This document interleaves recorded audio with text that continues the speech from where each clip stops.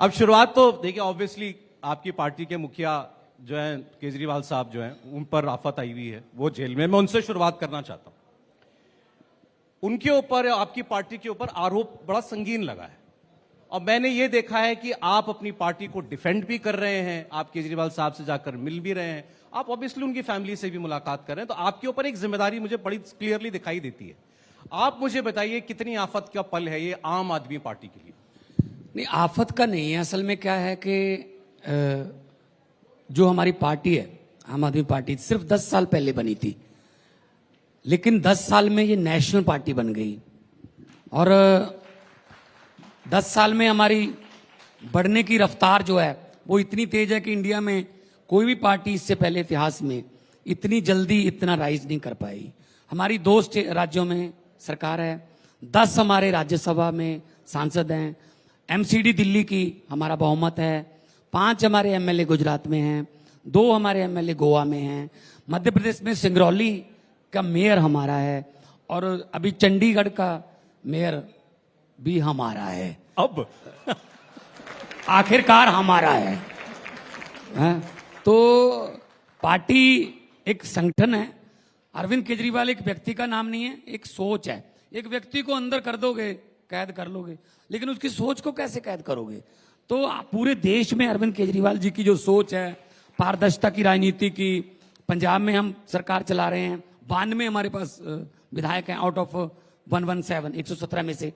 तो जिम्मेदारियां बढ़ गई हैं। कोई संकट वंकट ये कुछ नहीं, राजनीति में अप्स एंड डाउन चलते रहते हैं, लेकिन अगर हम गिल्टी साबित हो गए उस दिन बात करना। आरोप तो जिस पर मर्जी आरोप लगा के आप अंदर कर दो। आप सत्ता में हो, आप किसी को भी अंदर कर दोगे, उसके बाद कहो जी इसकी पार्टी तोड़ दो, इसके एमएलए तोड़ लो, इसके एमपी तोड़ लो। ये तोड़ने वोड़ने वाली राजनीति हम नहीं करते, हम तो जोड़ने वाली राजनीति करते हैं।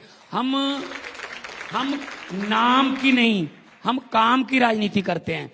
देखो, कई बार जो नई पार्टियां हैं ना, वो कई बार नंबरिंग में कम रह जाती हैं, नंबर्स कम आते हैं, लेकिन वो इतनी तेजी से बढ़ती हैं कि उनके डर से जो पुरानी रवायती पार्टी है ना, उनको अपना एजेंडा रीसेट करना पड़ता है।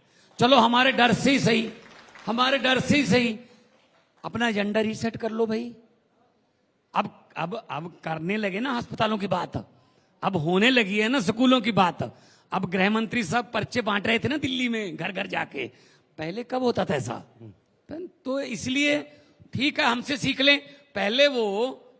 पहले जो मैनिफेस्टो था, बीजेपी जा तो मैनिफेस्टो कहती थी, जा घोषणा पत्र कहती थी, जा संकल्प पत्र कहती थी।